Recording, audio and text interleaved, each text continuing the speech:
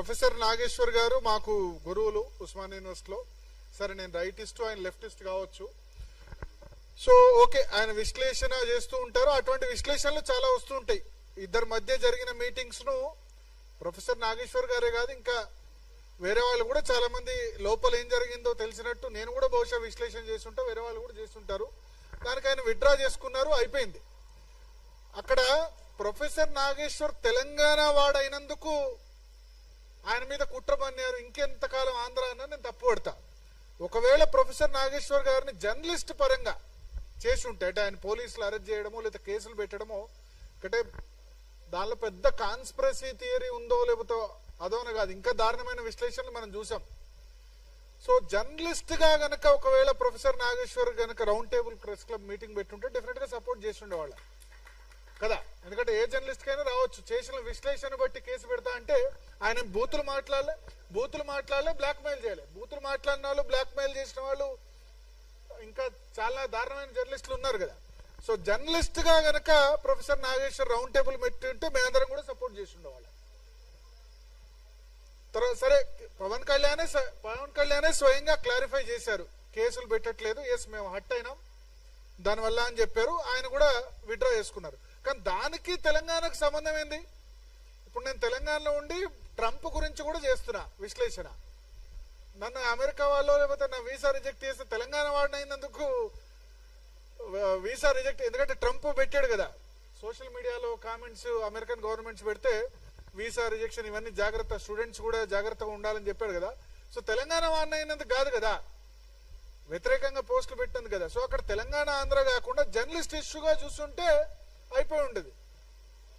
ఆయన వెళ్ళి ఆంధ్ర రాజకీయాల మీద అనలైజ్ చేసినప్పుడు డెఫినెట్ గా మరి తెలంగాణ వాళ్ళు తెలంగాణ రాజకీయాలు అనలైజ్ చేయాలి, ఆంధ్ర రాజకీయాలు అనలైజ్ చేయకూడదు.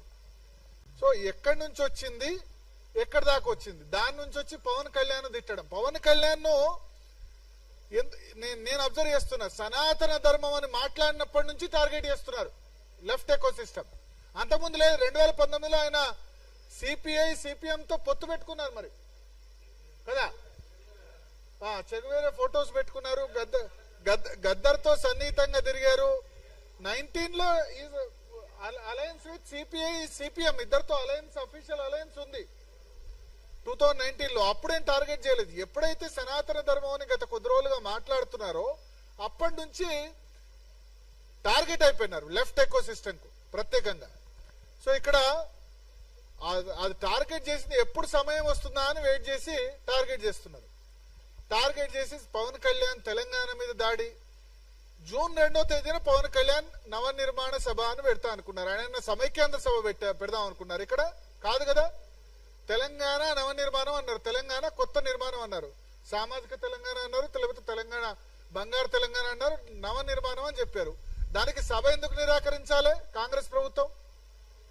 ఎందుకంటే అప్పుడు రేవంత్ రెడ్డి అంతకుముందే ఎన్టీఆర్ విగ్రహం ఆవిష్కరించారు, దాన్ని డిఫెండ్ చేసుకున్నారు. ఎన్టీఆర్, ఇందిరమ్మ, అంబేద్కర్ ముగ్గురు గొప్పవాళ్ళు అన్నారు. అన్నప్పుడు ఆయనకు సొంత పార్టీలో వచ్చింది, ఇక్కడ నుంచి కూడా వచ్చింది. ఎన్టీఆర్ విగ్రహం ఎందుకు, ఇక్కడ చాలా విగ్రహాలు ఉన్నాయి కదా ఎందుకు పెట్టడం అని. సో దాన్ని కప్పుపుచ్చుకునేందుకు రేవంత్ రెడ్డి సభకు నిరాకరిస్తే గనక ఓకే దాన్ని బ్యాలెన్స్ చేసినట్టు అవుతాయని ఆయన అనుకున్నారు.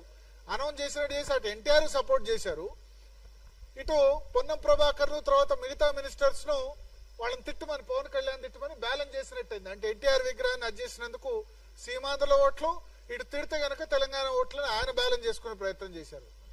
సో అల్టిమేట్ గా దీనిలో ఎవరికి వాళ్ళు మా ప్రయోజనం ఏందని చూసుకున్నారు తప్ప దీని రిపర్కేషన్స్ ఏందని ఆలోచించలే. 12 సంవత్సరాల తర్వాత కూడా పవన్ కళ్యాణ్ వస్తే తెలంగాణ వాద అస్తిత్వం దెబ్బతింటుంది అంటే అంత వీక్ గా ఉందా తెలంగాణ వాదం? తెలంగాణ అస్తిత్వం అంత వీక్ గా ఉందా, అంత బలహీనంగా ఉందా? తెలంగాణ సాయి గారు అన్నట్టు తెలంగాణ రాష్ట్ర ఏర్పాటు అందరం సమర్థించాం, ఇక్కడ ఉన్న వాళ్ళందరూ కూడా, శశిధర్ గారు సమర్థించారు, అందరూ సమర్థించారు. ఎందుకంటే భారత రాజ్యాంగానికి లోబడి ప్రత్యేక రాష్ట్రాన్ని ఏర్పాటు అనేది భారత రాజ్యాంగానికి లోబడి ఉంది. సో రాజ్యాంగం లోబడి ఉంది కాబట్టి ఆర్ఎస్ఎస్ సపోర్ట్ చేసింది, ఏబీపీ సపోర్ట్ చేసింది. Even though RS Jayashankar sir అన్నారు, ఆర్ఎస్ నుంచి ఆర్ఎస్ఎస్ వరకు అందరు సపోర్ట్ చేశారని చెప్పారు. సో ఎవరి ఎజెండా వాళ్ళది. బట్ ఏబీ పైన లేకపోతే రైట్ వింగ్ అయినా ప్రాంతాలుగా విడిపోదాం, ప్రజలు కలిసి ఉందామని చెప్పి, అంతే కదా. సో రెండు చోట్ల కేవలం సేమ్ స్టాండ్ వినిపించింది భారతీయ జనతా పార్టీ లేకపోతే రైట్ ఎకో సిస్టమ్ మాత్రమే. ప్రాంతాలుగా విడిపోదాం, ప్రజలుగా కలుసుందాం. ఏబీపీ అక్కడ ఎస్ఎఫ్ఐ లేదా ఎన్ఎస్యుఐ అక్కడ ఉద్యమాలు ఇక్కడ ఉద్యమాలు చేసే, బట్ అఖిల భారతీయ విద్యార్థి పరిషత్ మాత్రం నా రక్తం నా తెలంగాణ అని రక్తం ఇచ్చి తెలంగాణ చేయాలని చేసింది. సో అక్కడ ఆంధ్ర ప్రాంత ఏబీపీని కూడా కన్విన్స్ చేసింది. అది కదా రైట్ కన్వెన్షన్. ప్రాంతాలుగా విడిపోదాం, ప్రజలుగా కన్విన్స్ చేద్దాం. సో నిజానికి చెప్పాలంటే 11 సంవత్సరాలుగా 10 సంవత్సరాలుగా ఎటువంటి అన్టువర్డ్ ఇన్సిడెంట్ జరగలేదు. మొదటి ఎస్ సమైక్యాంధ్ర ఉన్నప్పుడు కూడా ఏబీపీ అక్కడ సమైక్య. సో ఇక్కడ చాలా క్లియర్, ఇక్కడ 11 సంవత్సరాలుగా ఎటువంటి అన్టువర్డ్ ఇన్సిడెంట్ జరగలేదు. ఒక మొదటి 1.5 year కొంత టెన్షన్ ఉండే, బట్ ఆ ఓటుకు నేటు కేసు దాని తర్వాత అయిపోయింది. ఒక విధంగా కేసీఆర్ బీఆర్ఎస్ గవర్నమెంట్ రూలింగ్ కూడా మెచ్చుకోవాలి. ఎందుకంటే వాళ్ళు ఏం చేస్తారో అని అనుకున్నారు, బట్ ఏం చేయకుండా ఇన్వెస్ట్మెంట్స్ మిగతా అన్ని కాన్సన్ట్రేట్ చేశారు. ఎటువంటి ఇబ్బంది కలిగించలేదు. 2015 తర్వాత ఒక విధంగా ఎటువంటి ఆంధ్ర తెలంగాణ అన్న ఫీలింగ్ రాకపోవడం వల్ల హైదరాబాద్ చాలా గ్రో అయింది.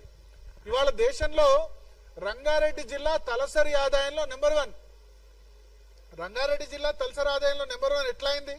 అందరి కృషితో అయింది. తెలంగాణ నుంచి వచ్చిన వాళ్ళు, ఆంధ్ర నుంచి వచ్చిన వాళ్ళు, నార్త్ ఇండియా నుంచి వచ్చిన వాళ్ళు, ఎస్పెషల్లీ నార్త్ ఇండియన్స్ అందరూ కూడా ఇక్కడే దీన్ని చాలా మంది లైక్ చేశారు. జేఎం లెంగ్డో లాంటి వాళ్ళు, వేరే ఈశాన్య రాష్ట్రాల నుంచి వచ్చిన వాళ్ళు కూడా ఇక్కడ వచ్చి సెటిల్ అయిపోయినారు. హైదరాబాద్ తమదే అనుకుంటున్నారు వాళ్ళు. సో ఇటువంటి పరిస్థితిలో ఇప్పుడు పవన్ కళ్యాణ్ ద్వారా లాస్ట్ 2-3 days ఏదైతే జరుగుతుందో ఆంధ్ర రాయలసీమ ప్రాంతాల నుంచి వాళ్ళకి కానీ మిగతా వాటికి కానీ మంచిది కాదు రాష్ట్రానికి. ఇక్కడ ఆలోచించాలి. సో ఇప్పుడు తెలంగాణ గో బ్యాక్ కాదు, తెలంగాణ అందరు వెల్కమ్ చేయాలి, అందరు కమ్ బ్యాక్ చేయాలి. మనం ఆలోచించండి, ఈసారి వరి ప్రొక్యూర్మెంట్ కాలేదు. ఎందుకు కాలేదంటే బెంగాల్లో ఎలక్షన్ జరుగుతుంది, అందరు వెళ్ళిపోయారు. మనకు నాట్లు వేసేందుకు లేకపోతే హమాలీలు చేసేందుకు బెంగాల్ నుంచి, బీహార్ నుంచి, జార్ఖండ్ నుంచి వస్తున్నారు. మనకు హమాలీలు లేకపోతే లారీలు ఇవన్నీ దొరకకపోవడానికి కారణం ఏంటంటే బెంగాల్ వాళ్ళు అక్కడ ఓటింగ్ ఉందని చెప్పి వెళ్ళిపోవడం వల్ల ఆ ఇంపాక్ట్ పడ్డది తెలంగాణ మీద. మన కార్పెంటర్ ప్లంబింగ్ వరకు బీహార్ యూపీ నుంచి వచ్చిన వాళ్ళు చేస్తున్నారు. తర్వాత వంట మనకు మాస్టర్స్ ఎక్కడ కూడా ఇప్పుడు దొరకట్లేదు తెలంగాణలో, అంతా కూడా ఒడిశా నుంచి వచ్చిన వాళ్ళు చేస్తున్నారు. వీళ్ళంతా కూడా తెలంగాణ జీడిపిలో తెలంగాణ గ్రోత్ లో భాగస్వామ్యం అవుతున్నారు. నాట్లు వేసేందుకు ఇబ్బంది అవుతుంది జార్ఖండ్, బీహార్, బెంగాల్ నుంచి. లేకపోతే రైస్ మిల్లో హమాలీలంతా కూడా బీహార్ బెంగాలీస్. వాళ్ళు లేకపోతే ఎంత ఇబ్బంది అయింది. మన రైతులు కదా ఇబ్బంది పడ్డది. ఫాల్ సీలింగ్ పని చేసేది బీహార్ యూపీ, ప్లంబింగ్ వర్క్ చేసేది బీహార్ యూపీ. వీళ్ళు లేకపోతే మనం బతకగలమా? ఇది ఆలోచించాలి. ప్రపంచమే ఒక కుగ్రామం అయిపోయిన నేపథ్యంలో అందరినీ వెళ్ళగొడితే ఓన్లీ తెలంగాణలో మనం బై బర్త్ తెలంగాణ వాళ్ళు ఉంటే సాధ్యమా? ఆలోచించాలి. అమెరికా అంత పెద్ద దేశం ఎందుకైంది? అన్ని చోట్ల నుంచి పోయారు కాబట్టి అమెరికా అంత పెద్ద ఎకానమీ అయింది. సరే, ట్రంప్ ఏమంటారు? మా ఉద్యోగాలు మాకు కావాలంటారు. తెలంగాణ ఉద్యోగాలు తెలంగాణ కావాలని అడగండి, ప్రభుత్వ ఉద్యోగాల్లో వాటా అడగండి, దానికి ఇబ్బంది లేదు. కానీ ఇక్కడ ప్రజలు రావద్దు, వాళ్ళు సభలు సమావేశాలు పెట్టుకోవద్దు. ఇది ఎంత మేరకు కరెక్ట్ ఆలోచించాలి. సో తెలంగాణకు ఇక కావాల్సింది ఏంటంటే అందరి కంట్రిబ్యూషన్ కావాలి, అన్ని రాష్ట్రాల వాళ్ళు ఇక్కడ రావాలి. మార్వాడి గో బ్యాక్ అన్నప్పుడు నేను చెప్పా, మార్వాడి గో బ్యాక్ కాదు, మార్వాడి వెల్కమ్. ఇంకెంతమంది వస్తారు రండి. మార్వాడీలను చూసి మనం కూడా నేర్చుకోవాలి కదా, వాళ్ళ కష్టపడే గుణాన్ని మనం కూడా నేర్చుకోవాలి కదా.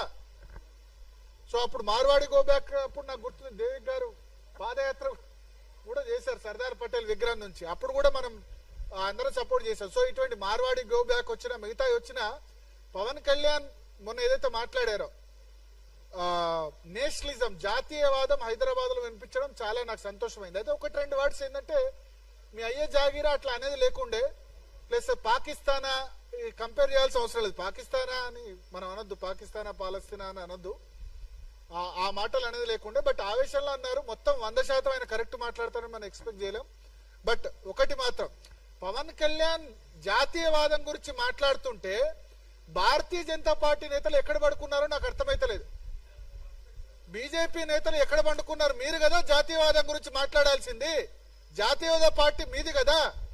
ఏమైపోయినారు బీజేపీ ఎంపీలు ఎమ్మెల్సీలు? మీ ఓట్ల గురించి ఆలోచిస్తున్నారా? ఎక్కడ పోయినారు? ఎక్కడ పడుకున్నారు? అందరూ నిద్రపోతున్నారా? మీ అమిత్ షా గురించి కదా ఇదంతా వచ్చింది. మీ పార్టీ నేత గురించి వచ్చింది కదా, కేంద్ర హోంమంత్రి అమిత్ షా గురించి కదా ఇష్యూ అయింది. కేంద్ర హోంమంత్రి అమిత్ షా పవన్ కళ్యాణ్ మీటింగ్ గురించి అయితే ఒక్క ఆంధ్ర బీజేపీ లీడర్ మాట్లాడలే, ఒక్క తెలంగాణ బీజేపీ నేత మాట్లాడలే. అంటే వీళ్ళు ఏంటంటే పవన్ కళ్యాణ్ తో మాకేం సంబంధం, అరే మీ అలయన్స్ పార్ట్నర్ అబ్బా ఎన్డీఏ, ఆయన మాట్లాడుతుంది సనాతన ధర్మం, ఆయన మాట్లాడుతుంది జాతీయవాదం. ఆయన వేరే మాట్లాడితే ఓకే, ఆయన జాతీయవాదం మాట్లాడినప్పుడు డిఫెండ్ చేయాల్సింది బీజేపీ లీడర్స్ కదా. సో నేను ఇక్కడ టీఆర్ఎస్ కాంగ్రెస్ లీడర్స్ కంటే ఎక్కువ తప్పు పట్టేది భారతీయ జనతా పార్టీ నేతల్ని. అందరూ ఒకళ్ళ మీద వాళ్ళు పోస్టర్లు వేసుకోవడం, లేకపోతే ఒకళ్ళనొకళ్ళు తిట్టుకోవడం, ఒకళ్ళనొకళ్ళు ఏమంటారు డిఫెండ్ చేసుకోవడం తప్ప ఒకళ్ళు బాధపడితే మంచిగా అయింది అనుకోవడం, వీడికి మంచిగా అయింది అనుకోవడం ఎక్కడుంది? గ్రూపిజం తక్క ఎక్కడుంది? జాతీయవాదం సపోర్ట్ చేయాలి కదా పవన్ కళ్యాణ్ కి. ఆయన అన్నారు కూడా, నోరు విప్పి అన్నారు, నా ఆంధ్ర బీజేపీ నేతలు ఒక్కళ్ళు మాట్లాడకపోవడం ఆశ్చర్యం కలిగించిందని చెప్పి. తర్వాత ప్రెస్ మీట్ లోకి వచ్చినప్పుడు కూడా మరి తెలంగాణ బీజేపీ నేతలు ఎందరూ మాట్లాడేది ఖండించేందుకు 2 రోజులు పట్టింది. ఒక రఘునందన్ రావు ఆ రోజు మాట్లాడినట్టున్నారు, రామచంద్రరావు గారు నిన్న ఖండించారు. సో ఎక్కడ పడుకున్నారు బీజేపీ నేతలు? ఎందుకంటే మనమే క్వశ్చన్ చేయాలి, జాతీయవాదులు మనమే క్వశ్చన్ చేయాలి. బీజేపీ నేతలు తప్పు చేసినా మనం క్వశ్చన్ చేయాలి. ఇక్కడ నాకు టీఆర్ఎస్ రోల్ ఓకే, వాళ్ళకటు సీమాంధ్ర ఓట్లు కావాలి, ఎందుకంటే 43% వచ్చింది, తెలంగాణ వాద ఓట్లు కావాలి, రేవంత్ రెడ్డికి అది కావాలి. మరి భారతీయ జనతా పార్టీ నేతలు ఇంత పెద్ద ఇష్యూ అయితే జాతీయవాదం గురించి ప్రాపగేట్ చేయాల్సింది వాళ్ళు కదా. సభలు సమావేశాలు పెట్టుకునే హక్కు ఉందని చెప్పాల్సింది భారతీయ జనతా పార్టీ నేతలు కదా. సో ఇక్కడ కరెక్ట్ గా రియాక్ట్ కాలేదనిపించింది.